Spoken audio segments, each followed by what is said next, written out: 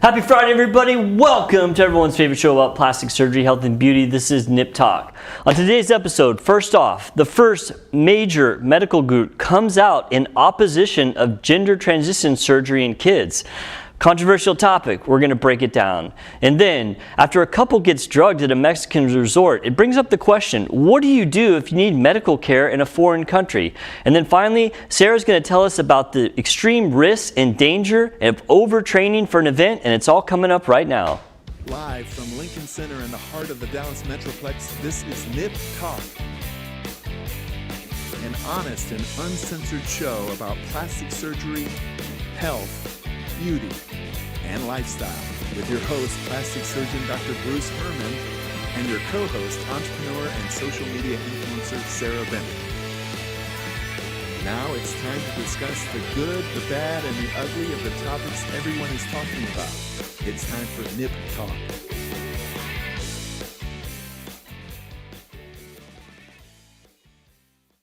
Welcome back, everybody. Thank you guys so much for tuning in. We really do appreciate it. Thanks to all those listening on the audio podcast. We got some exciting news about that coming up. I'm your host, plastic surgeon Dr. Bruce Hermann. With me is Sarah. Hi, Sarah. Hi, what's up? Not much. It's Friday.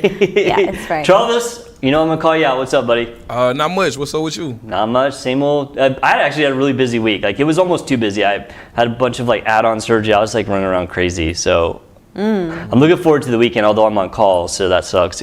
Hopefully it won't be busy. I'm looking forward to have my foot I'm looking forward to at halfway least, I don't have in and out. anything planned work-wise right now, but That's we'll nice. see how it goes. Good. But you guys have anything exciting this week or normal weeks?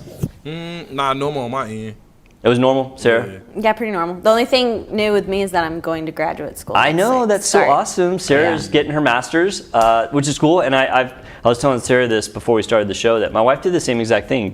Got her master's. She got her master's in business online while she was working too. And so it took her a couple years. How long was it? 2 or 3 years? I think it's 2. Yeah. Yeah. That's great. I'm super happy. I think I'm 3 proud of you. classes, 3 classes a semester. I think it's fantastic. Congrats. Awesome. Congrats. Yeah. So I was talking about the audio podcast. So for those who watch this on video, all of our the audio transcript of these get uploaded to, I guess, a lot of, Travis, you know more than I do, gets uploaded to all the little podcast, Spotify and Apple Podcasts and all that. Transistor and yeah. So I was actually talking to one of our media people, and I think I'm going to do, and it's going to take me a while to do this, but we talk about these stories about these medical outcomes. So I was going to do some audio podcasts, more in a narrative form for those, and then kind of put those out in addition to our shows. So I don't know if we'll do them on YouTube though. Do people put audio podcasts on YouTube? Probably not, right? Or do they? They have. I've seen them before. They just have a lot of Podcasts. A lot of podcasts. I think those are on filmed. different film. Yeah, they put them on YouTube, like Joe Rogan. Yeah, but that's what we're doing. That's I know, but they're still set up in more of a studio setting, like what it is behind the screen.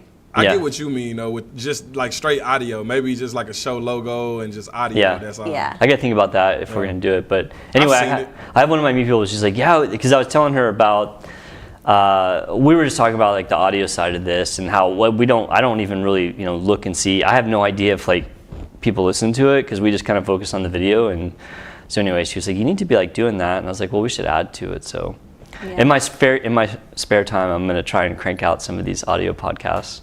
In your little spare time. Yeah, I figured it'd be something to do on the weekend. Well, it's honestly, it's like I have all these projects, but they're all kind of intermingled. So for example, I don't have to do a ton of research because I can go back and look at some of our video segments and just convert them into the more narrative form. So it's not like I'm having to come up with stuff from scratch, Yeah. And the same thing when I write for one of the local newspapers, and my wife's like, why do you do that? Because they don't pay me anything. I was like, well, it's not that big of a deal because I'm always doing medical topics anyway, and so I just grab one of the medical topics we do and convert it into Yeah. Well, I feel like it's also a way for people to be like, Herman, I know him. Even because just because they see your name in the newspaper. It's funny. We started notoriety. When we just moved into that new office, and we have a TV in the waiting room, and so we actually run the show on there, and it's everyone asks about it. It's so funny. Well, not everyone, but I would say many patients during the day will be like, I saw your show up there. Yeah. And I was like, oh yeah, that's cool. Because they run up there. They don't have the audio on, but they have like the subtibtles. So Yeah. we're up there. We're on after Oprah. You, me, and Travis are up there like chatting away all day in my office. So, all right, well, let's jump into some segments today. There's some pretty good ones. I got 2 good ones, and Sarah's got a really good one too. And I actually am excited to talk about her. Well, it's kind of a sad story, but I think there's a lot to talk about. I'm not going to dwell on that one. Yeah, don't dwell on that part. So, all right, so let's jump into the first segment that I got, and this is a controversial one. So, you guys, we got to be serious, and well, we don't have to be super serious, but this is a controversial one that we've talked about before, and I'm going to start out with just the title, which is the first major medical society in the United States has come out in opposition of gender transition surgery in kids. And that's kind of a big deal. We'll talk about why in a minute. And we actually did a segment on this. It was like... I remember us talking about it before. It was whenever this started really picking up steam in the U.S. news. We talked about gender transition in kids. And the segment that we did was specifically talking about like doing like puberty blockers or hormone therapy and surgery, because and throw up just the picture. Yeah, so that's the one that we did. Oh, it's from April. So if you guys want to look at that, I'm sure my media people can put a link here at this part of the video to go to that segment. And what we were talking about was some of like the more irreversible and permanent treatments for gender transition in kids, like which would be like the hormone therapy to stop puberty and surgery. And we pulled in a bunch of articles and tried to be very objective about it. And I think we were all kind of on the same boat, that we were kind of against that. Well, I don't want to speak for you guys, but after watching this segment, we all seem to be on the same page. I personally was against it for reasons which I'll kind of circle back around at the end. So that was like a year and a half ago. And, this all started gaining popularity in Europe. That's where it all like started, was Europe, like this gender transition in kids.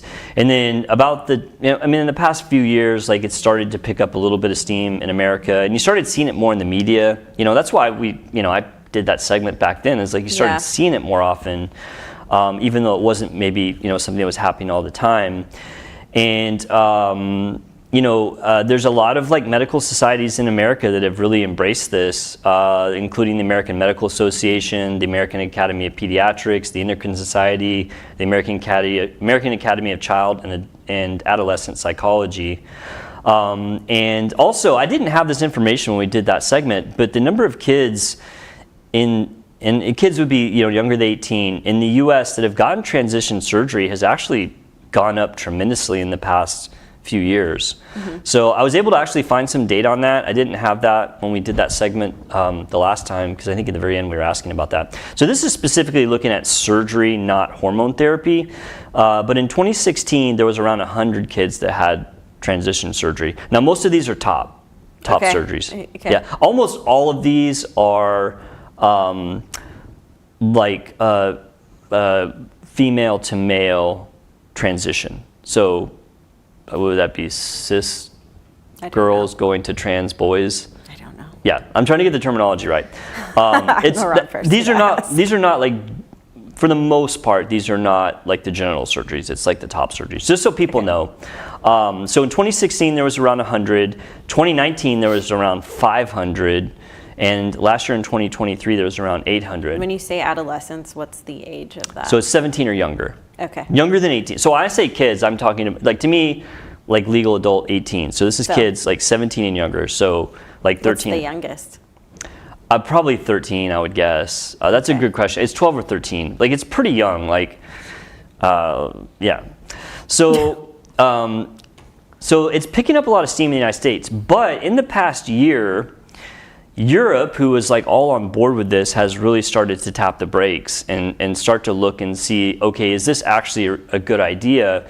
Because there's a lot of, and there's an article, throw that article up there for people, because this actually had a lot of information about it. This was from last year. Yeah, it was about 1 year ago.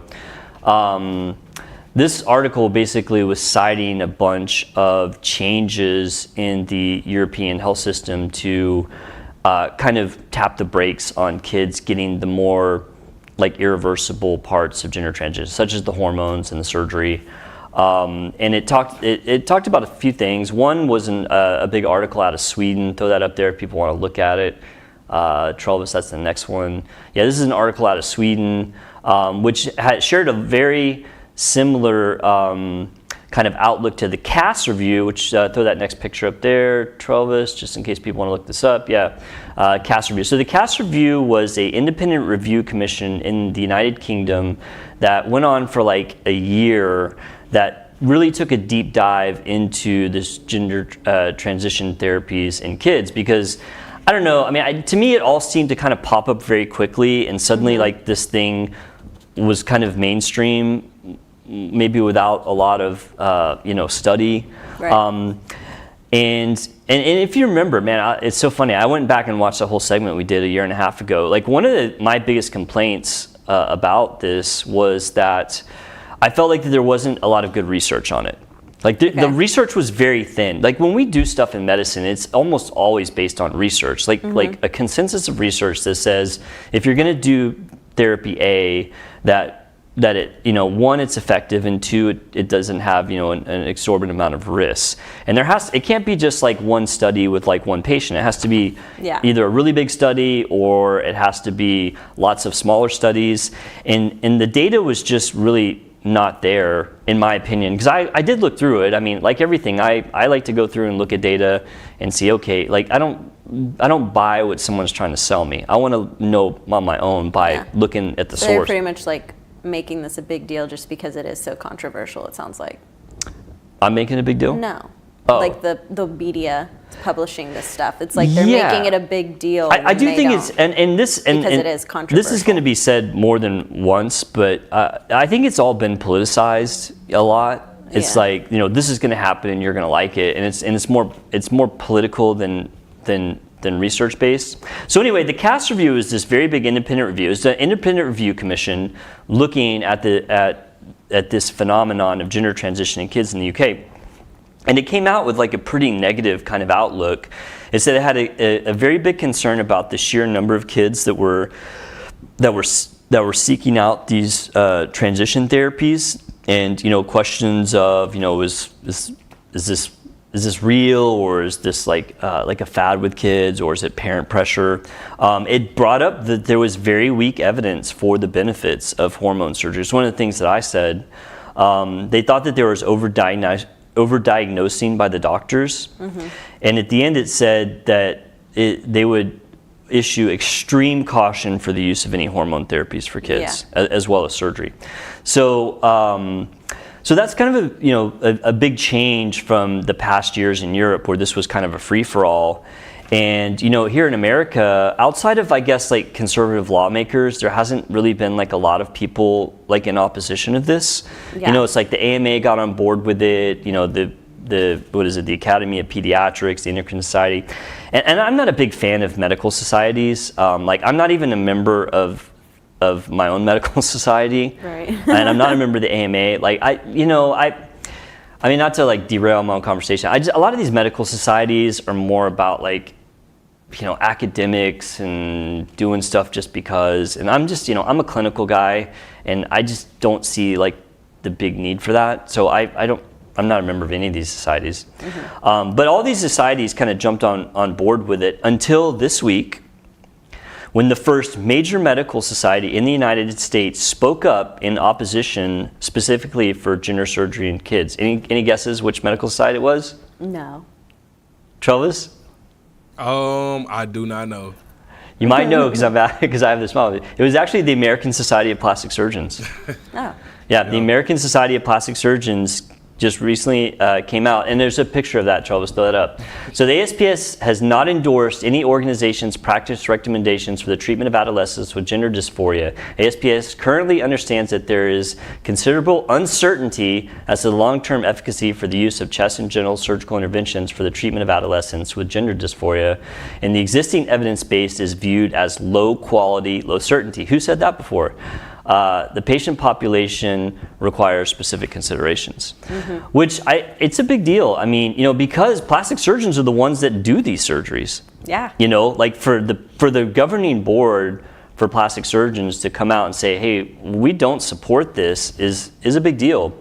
And it's going to be interesting to see if like this is kind of like maybe a turning of the tide in the United States. Well, I mean, it makes sense. They're the ones who are treating these patients, not. Yeah. It's not like other people. Yeah. Well, I mean, there's definitely other people. I guess a pediatrician. Right. There's definitely other people involved when a kid has gender dysphoria, for sure. Like the pediatrician's going to be involved as maybe like a gatekeeper, and then there's going to be, potentially psychology or psychiatry and psychology, and then perhaps endocrine with like the hormones. It's a lot of the people that are coming out in support that came out in support. I feel like plastic surgery just is like such the most physical part of their change, and I feel like they're a part of the biggest stage or transition for them. Yeah. So it's like they see the most issue with it. I was kind of surprised that they because they could have said nothing, right? Like if you were against it and you don't want to get like the backlash, just remain neutral. But actually for them to come out against it, I think is. I mean, honestly, I'm kind of impressed, with them for doing. You agree with them? I do agree with them. Yeah, I actually agree with the medical society. I don't know. That's weird. Maybe they'll call you up now. Well, it's funny. Be the spokesperson. No, I mean, I could join the ASPS. It's just a matter of like going through the process of joining it. Yeah. Because I'm a board certified plastic surgeon. 92% of board certified plastic surgeons are members of ASPS. So I'm in the 8%. And it's just because I didn't care. Yeah. Like, it's not like, it doesn't necessarily hurt. It's kind of like a keeping up with the Joneses type. It's almost like joining a fraternity in college. Like you don't need to, but it sounds cool, I guess, if you do. Yeah, right? You can. But I was just like, I'm not really, I just am not into like the academic side of medicine. I just, I'm really into the clinical and then maybe like this more educational part, but non-academic wise. But yeah, I was pretty impressed with that. And it'll be interesting to see if like that brings about other societies coming out and saying that, because and I'm going to go back to why I'm against, and this is specifically for kids, right? So obviously if you're an adult and you want to go to gender transition, best wishes. That's great. I mean, I firmly believe that an adult can obviously do whatever they want with their own body and have no problems with that. But when it comes specifically to kids, and I'm going to say the same points that I said a year and a half ago, I mean, I am against doing hormone therapy or surgery in kids for some very good reasons, some of which we touched about. One, desysting. So desysting is when somebody that has gender dysphoria reverses their opinion. Like they're like, okay, I don't want to change anymore. So the decyst rates is much higher in kids than adults. I mean, we talked about that last time, that there's some studies that show that actually some studies show it's very high. Others show it's, maybe not quite that high, but it's definitely higher than it is for adults. The research supporting it is pretty thin and low. We talked about that. Other people have talked about that. It's kind of cool to be validated. And one of my big ones is that minors, so kids, can't themselves legally consent to a treatment that is, for all intents and purposes, irreversible and life-altering. Life-changing. There's so many things that children cannot do that are life-changing. They can't drive cars until they're 16. They can't get married until they're 18. Right. Go to war. Like work in a factory. I mean, there's a lot of like potentially. Like there's all these rules with everything else. For protection. That are life-changing decisions that adolescents cannot make. Yeah. They're not supposed to.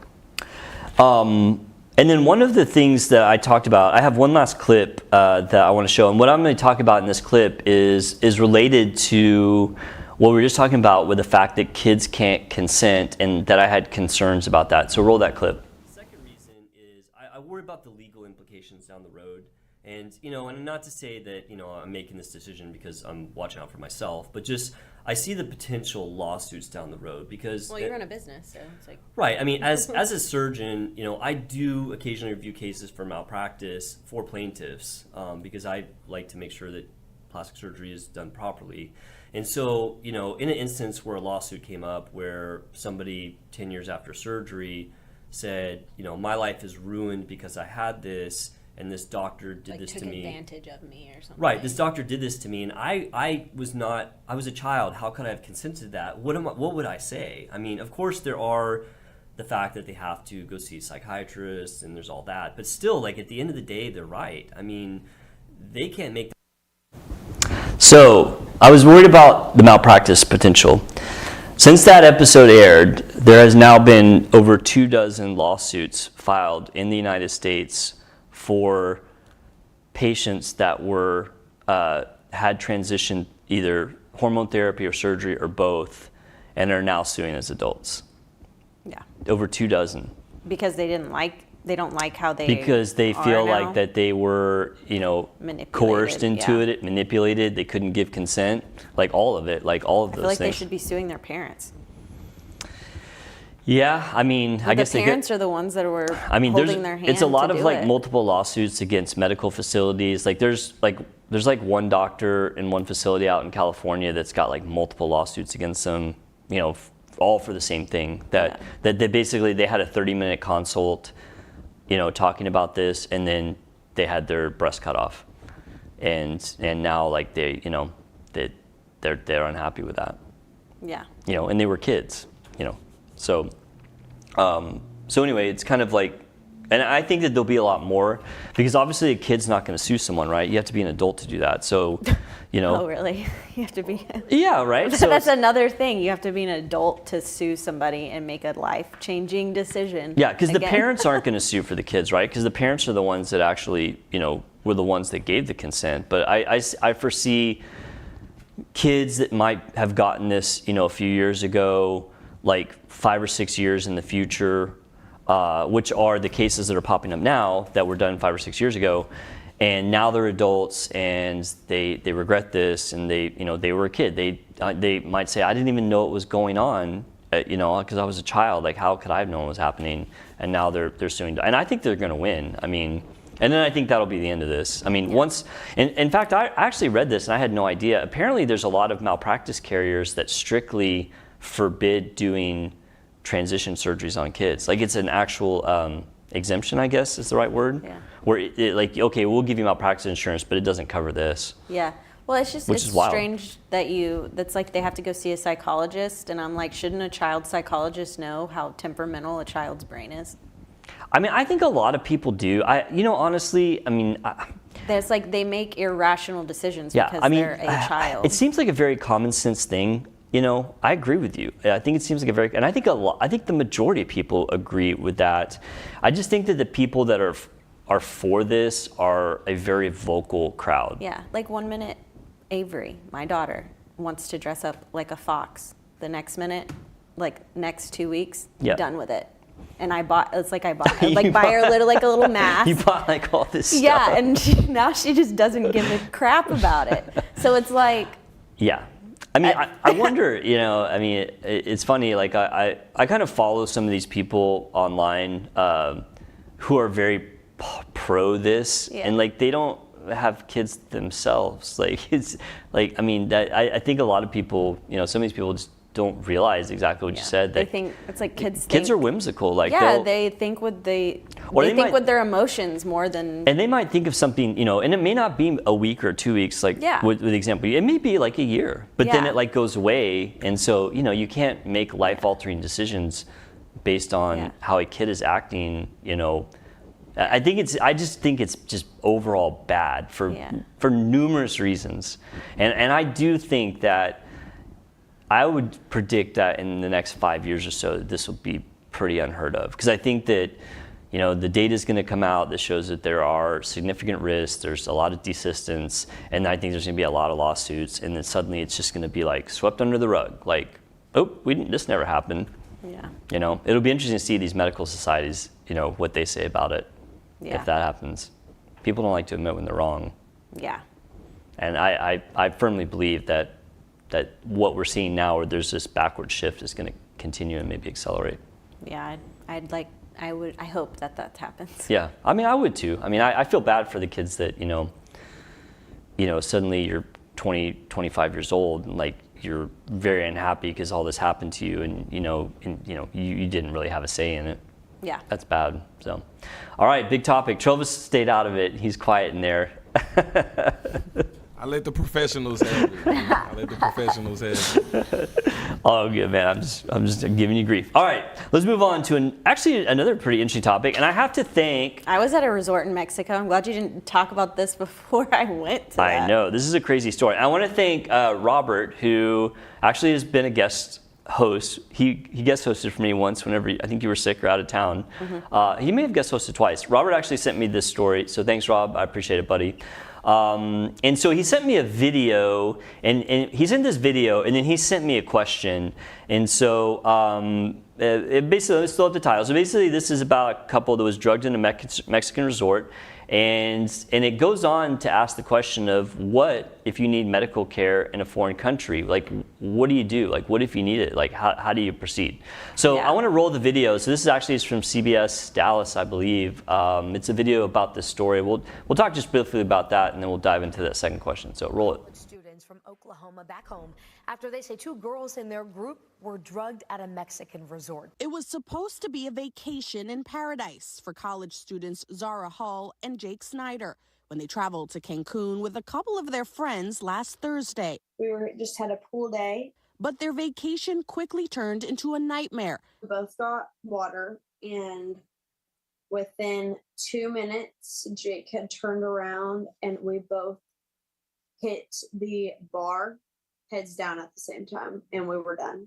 They believe the water was drugged. I could not lift up my head, anything, and I all of a sudden started having these seizing compulsions. She was rushed to a private hospital. Basically, there was just me and Zara in this hospital that had hundreds of rooms. And all the locks are on the outside, so they can lock you in the room. At this point, they have sedated me so much that I do not know where I am. I have not woken up. I don't know anything. And the hospital demanded tens of thousands of dollars for her care. They had increased the amount of money that they wanted. The baseline was $10,000. I mean, they were holding me captive. So. We're going home, Zara. 30 hours later, they secured a private plane out of Mexico to Dallas, where she's been hospitalized since Saturday. They were trying to get me off the ventilator, but every time they did it, my lungs would just stop. But doctors have done multiple tests and haven't found anything wrong.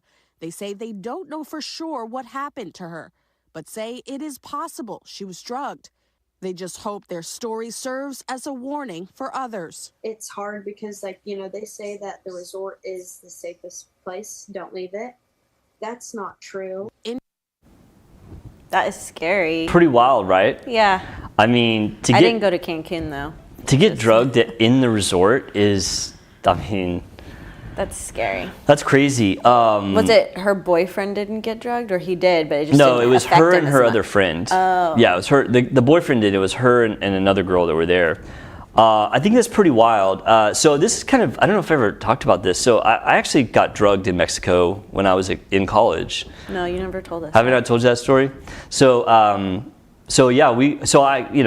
I was growing up, we used to go to Mexico a lot, me and my friends. And we'd go to the border towns like Matamoros, Nuevo Laredo, or whatever.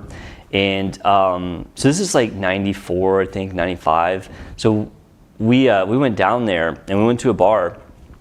And anyway, so this girl comes up to me and starts talking to me and hanging out. And this was really early in the night. And so my friends were there, thankfully.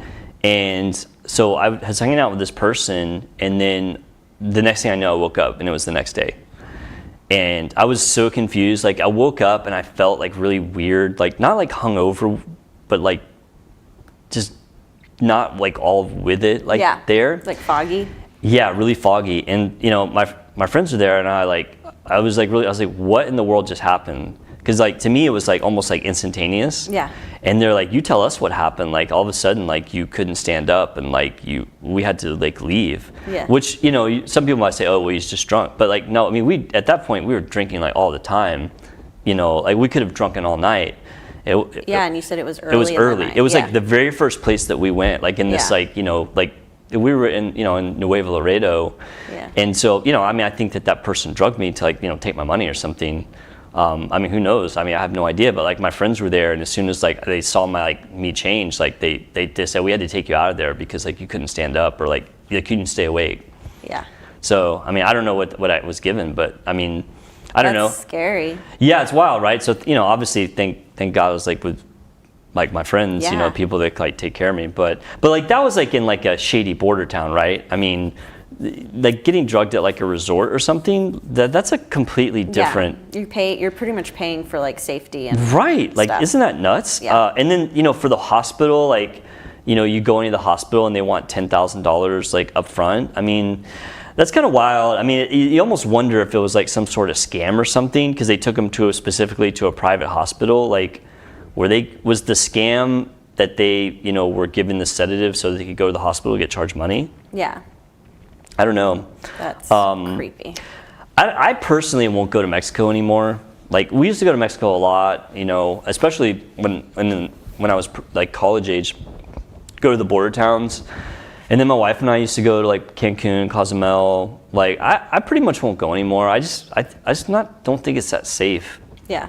Which is, you know, I guess a weird thing to say, because like statistically, I'm not sure it's less safe than other like Caribbean countries that we go to.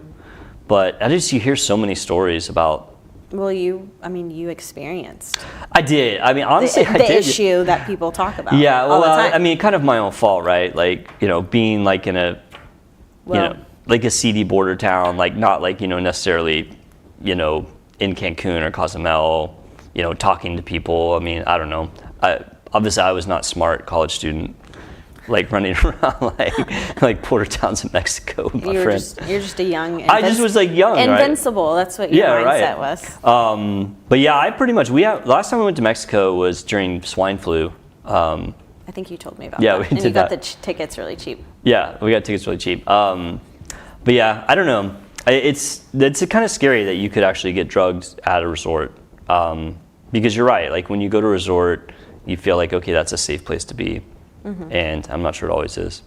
But so anyway, my friend Robert he showed me the story. He's like, so what do you think about, like, you know, your thoughts and if you need medical care in a foreign country? That's a great question. I mean, and it's something actually I just recently thought about, because we were thinking about it when we just went to Alaska, because my wife had heard a story of somebody that had some sort of like serious medical issue, and they ended up having to pay like $20,000 or $30,000. Yeah. Well, one of my friends went on vacation in Europe and they got like a UTI, and they had to go to the doctor and get a prescription. I don't remember how they went about doing it, but I just remember they told me it was like very cumbersome. Yeah. It was like very difficult. I mean, it's a great question, and so I can something as minor as that. Yeah, I can actually answer these questions for you. Okay. Or help you guys. So I think if you're thinking about like going on a trip to a foreign country, which, I mean, this is hard to do. It's like, okay, you got so much that you're trying to plan, like, you know, what am I going to do, and take time off work, and, you know, arrange for the house or my pets or whatever. And then you have to think about, what about my health? Yeah. But I mean, you know, we're all trying to be adults these days, I think. And so this is a pretty good thing to think about. What if I get a cold? Yeah, exactly.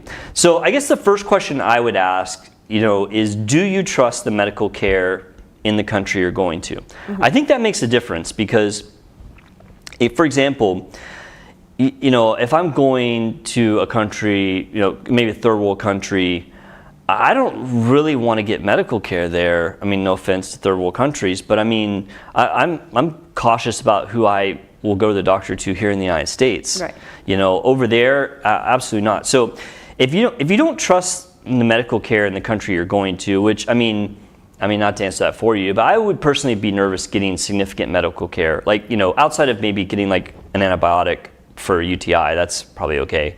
But like significant medical care, like personally, I would probably only trust places like, you know, Canada, UK, you know, Western Europe, Australia. Like outside of that, I probably would not want to get serious medical care in any place. And if that's the case, then you should get what's called medical evacuation insurance, which medical evacuation insurance is basically it's an insurance policy you buy for a certain period that says if you need to be medically evacuated for a serious medical issue, they will literally send a plane to come get you and bring you back to the United States. Nice. And it can actually get it pretty cheap. I looked up different medical evacuation insurance policies. Depending on where you're going and how long you're going to be there, it can be as cheap as like $50. Nice. Yeah, and it goes up, of course. Like if you're like, say, out in the boonies of Africa or in Antarctica, which you can still buy these insurances, no matter. Go up. It's going to go up, right? Or if you're there for a longer period of time. And actually, we actually bought this when we went to Alaska. Yeah. It was all like together, like medical evac as well as like insurance if you need something there. No, actually, it was just medical evac because in Alaska, your regular insurance would work. Yeah. If you do trust the company, so say you're going on a trip to Canada or, I don't know, France or somewhere where, okay, like they have pretty good medical systems, then you need to know if you're going to be covered. And there are some private insurances that will cover you out of the country. Okay. So if you have private insurance, and Medicare does not. Yeah. So if you're a senior, you're on Medicare, this does not apply to you because Medicare does not cover in foreign countries. But like if you have a private insurance, you can call your insurance carrier and ask them, am I covered if I need medical care? And then you tell them what country it is, and they can tell you. And if they say yes, then you need to make sure you have your insurance card, and then there's a claim form that you need to take with you that I guess is supplied by your insurance company. If you don't, like if your insurance company doesn't, then you can decide if you want to get not the medical evacuation, but the medical insurance in foreign country. That actually exists as well. And I checked on the price of that. It's about similar to the evac. Mm-hmm. It can be really, really cheap depending on where you're going or what you're doing. Like if you're going mountain climbing in the Himalayas, then that's going to be expensive. Yeah. Like the insurance. If you're going to be, in the UK, hanging out in London, probably not so much. I think another question asked, are you going somewhere remote? Like I said, when we were going to Alaska, we bought the evacuation insurance. Yeah. Because it is a huge deal. It's not like you're going to be in Paris where there's a hospital, on almost every corner. If you're going to be somewhere remote, and you have to pay out of pocket to get pulled out, it's going to be super expensive. So I think the insurance is worth it. I think another question to ask is, how likely are you to get sick or injured? Meaning two things. One, are you like an older person that has chronic illnesses, that could flare up and cause problems? Mm-hmm. Then you definitely want to, make sure that the issue of insurance is settled, either your private insurance or like the secondary policy you buy, or if you're doing something adventurous, like my friend and I, we ended up not doing it. We were, one of my really good friends and I were talking about climbing Mount Kilimanjaro this year. Mm-hmm. And we just kind of got busy and we didn't plan it, but I was absolutely 100% going to buy evac insurance and potentially even medical insurance for there if there was an injury. So those are the things I think you should ask yourself before you go on a trip. All the questions that we just talked about, like, do you trust the country? Does your private insurance cover it? But then what happens if say, all right, you didn't think about all this and you're in a foreign country and you get really sick or injured, mm-hmm. Then what? Because I think a lot of people probably wouldn't know necessarily what to do. So I guess the first question is, how serious is this? Is this a life-threatening illness or injury? At that point you don't have any choice. Like if it's something really serious, like you're in a bad accident. Yeah, they have to do something. Like you have to be stabilized. Yeah. So you got to roll the dice, but there is a thing that can help you. In every country there is a U.S. embassy. And it's good to know, it's good to know for many reasons, but specifically for this related to health, it's good to know the U.S. Embassy number, because if you're a U.S. citizen in a foreign country and you or someone in your party gets sick or injured, you can call the U.S. Embassy and they will recommend proper places to get treatment. Oh. So instead of getting taken to this private hospital, which was probably a scam in Mexico, the U.S. Embassy say, no, you need to go here or there because this is where we send Americans who get sick. Yeah. So that's good to know. It's like somebody watching out for you. Yeah, that's really good to know. They can also help you get in touch with family and friends back in the States to let them know that you're ill, which is important because if you get seriously ill, you may need, funds or whatever from the United States. Right. And they can actually also facilitate that, transfer funds if you need it. So knowing the U.S. Embassy where you're going is important. Now, if it's non-serious, then you have a decision to make, right? Is this something that you can ride out, or do you want to seek care in that country, or do you want to go back home? Yeah. And this is where it can be kind of hard for the layperson to make an educated decision because, they may not know enough about the medical issue they have. They may or may not know about the medical issue you have to know, is it safe, or do I need to go back home? And I actually have a story about this too. So we were in the Bahamas 3 or 4 years ago, and we were staying in Atlantis, and my daughter, who was, I guess she was probably like 8 or 9 at the time, fell and hit her head, and she had this really big gash on her forehead that basically went down to the bone. And so I guess I wasn't there when it happened. Like, she was playing, and like my wife comes holding her, and there's blood everywhere, and she's like, they want to take her to like the hospital, and I was like, no. I was like, absolutely not, because she was obviously like not she wasn't actively dying, she just had a bad cut.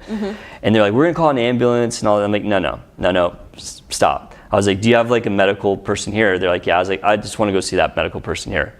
And so all I did was ask them for some basically steri strips to just, I rinsed this thing out and just close. I was like, look, I'm a surgeon. We're absolutely 100% not going to the hospital here in Nassau for them to do surgery on her. So all I did is I just like temporized it, and then I put some strips across it because we were leaving the next day. And then the next morning I called the hospital and said, hey, I need to book a case for 5 o'clock this afternoon. And so I took her to surgery when I got home. Now, not everybody's gonna be able to do that, but I mean, you could temporize something potentially and then jump on a plane and come home. Yeah. Which, that may or may not be the right thing to do. I mean, there's a lot of things you have to think about. Like, once again, do you trust the medical care where you're at? Do you have insurance? I mean, in my opinion, if you don't have some form of insurance in the country you're in, and you have any type of, now UTI is a different story, right? Yeah. You can go to a clinic and get some antibiotics. But like, if you have a serious illness, like, you should get back home, because you could generate a bill that's, $10, $20, $30, $40,000 versus going back home. If you have insurance, and it's going to be a lot less. That makes more sense. So I just kind of summarize this, speaking on the topic of, what happens if you need medical care in a foreign country. I think it's important to pre-plan on this. I think it's a really, really good idea if you're going anywhere remote, or if you're going to a third world country where you don't trust, like, potentially the quality of the medical care. Get medical evacuation insurance. You can get this stuff pretty cheap. I saw it as cheap as like $50 or $100, where a company will actually fly you back to the United States if you need medical care. And the other thing is to make sure, if it is a place where you would be willing to get medical care, make sure that you have insurance for that. Some private insurances will cover you in foreign countries. You have to check with your specific provider and also tell them what country you're going to. But if that is not an option for you, you can actually buy policies for medical coverage in foreign countries for a very specific set of time, and that's also very reasonable. So, thinking about these things ahead of time is the best, because you don't want to get caught unaware and run into a medical emergency in a foreign country and not be ready for it. So, yeah, that's good information. It is. I have to think that's a really good topic. Something you don't think about. Yeah, and as I said, like, really, this was the very first time that I had thought about it was when we went to Alaska, and it's because my wife said, telling me some story about somebody she knew whose friend had to get evacuated off a boat in Alaska, and their bill was like insane. And then, I was like, oh, we can buy this insurance for like $80 a person for a week. And I was like, done. Yeah. Yeah, I don't even remember how much it was, but I think it was less than $100 per person for our Alaska trip, in case, we got mauled by a bear or something. He saw one, though. Oh, we did see one. So. And an eagle. I forgot to bring the video. Oh, yeah. I'll do it next week. All right, Sarah. Yes. You're going to educate us about the danger. Wait, well, I don't steal your thunder. Go ahead. Just the dangers of overtraining. And this topic, I picked this topic because last week the CrossFit Games was here in Fort Worth, and I know about athlete died. I heard it's a tragedy. I think it was the first. The first death in the CrossFit Games? No, that's the second one, I think. Oh, second. Yeah, and it was the event he was doing. It was almost like a triathlon situation. He was running, and then there he is. I don't really know how to pronounce his last name, or his last name, but he's from Serbia. Okay, that's right. I heard he was like from out of the country. Yeah. Yeah, super fit guy. But he was running and then went into the water. I think it was one of the reservoirs in Fort Worth, and he drowned, like really close to the finish line too. Yeah, he was almost done. Just disappeared in the water. I actually heard about that, and the shocking thing to me, because I actually, believe it or not, used to do triathlons when I was like in residency, it was fellowship, and I will tell you that I feel like the swimming part is dangerous. Yeah. Because one of the first try I ever did, I like overexerted myself in the swimming part, and like I had to basically stop and tread water because I was like struggling. Like on your back or something? Yep, I flipped over my back, and in fact, as soon as I did, like the people in the kayaks came out and they're like, "Are you okay?" I was like, "Yeah, I think I'm fine. It's not like I'm cramping. I'm just like I overexerted myself. I just need to rest for a second." And then I finished.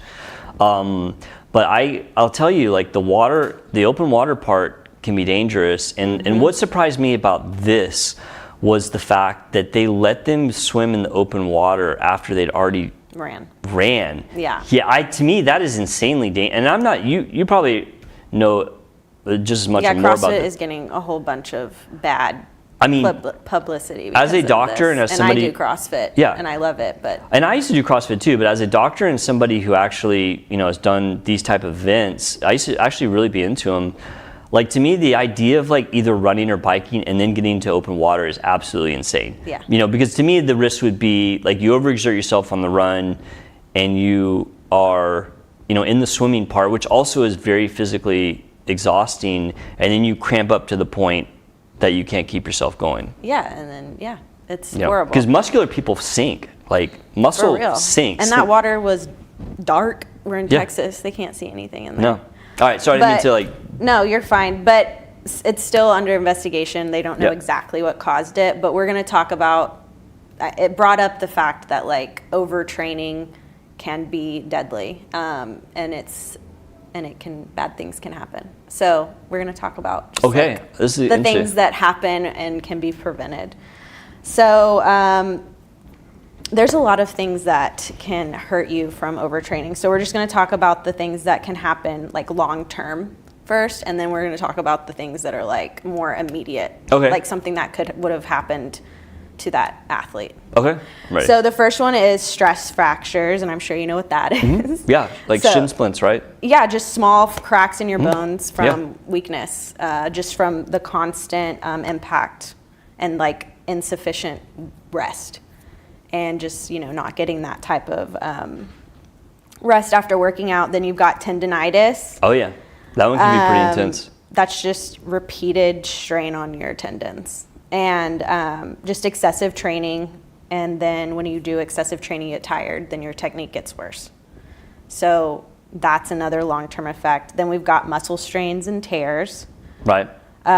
Which I've torn. Yeah. I tore my gastrocs like a year or so ago.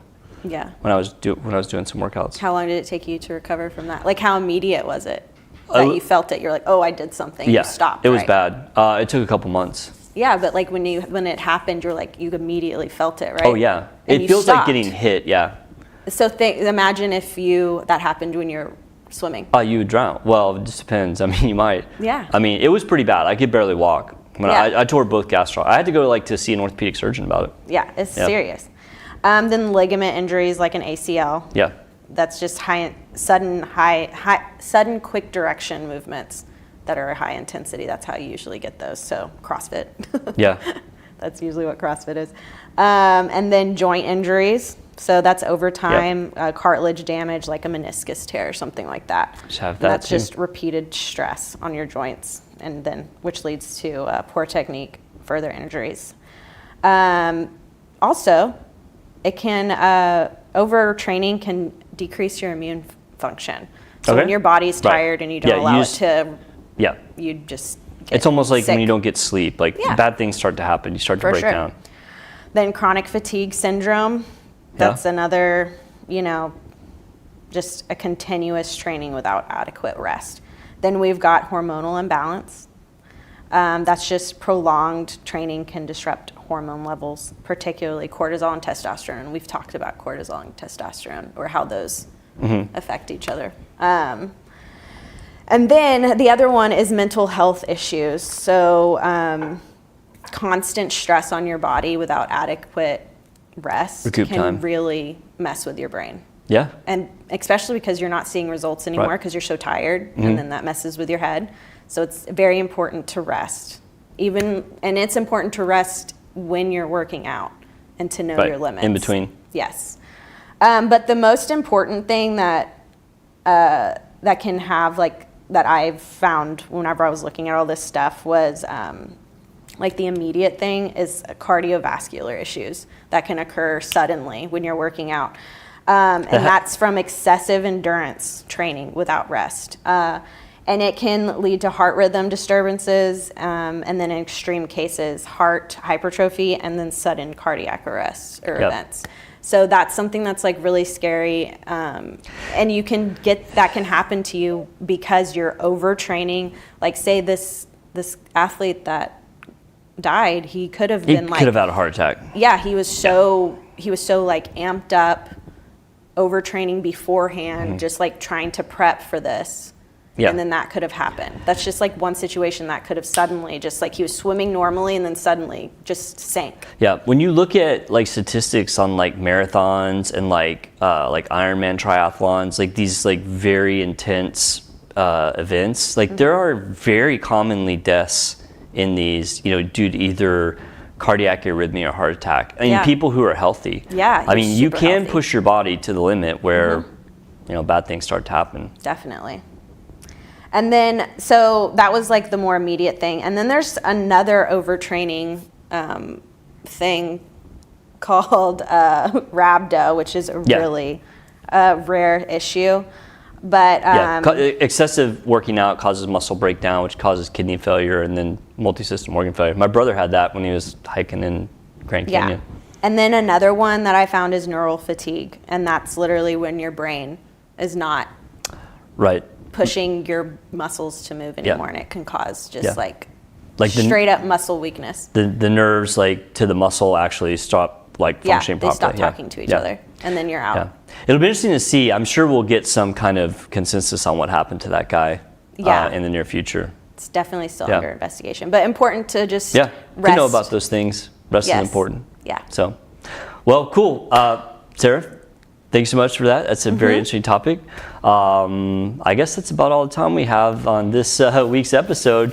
Thank you guys so much for tuning in. We super do appreciate it. Please hit that like and subscribe button. Leave us a comment. We know what you want us to talk about on the next episode of Nip Talk. Bye.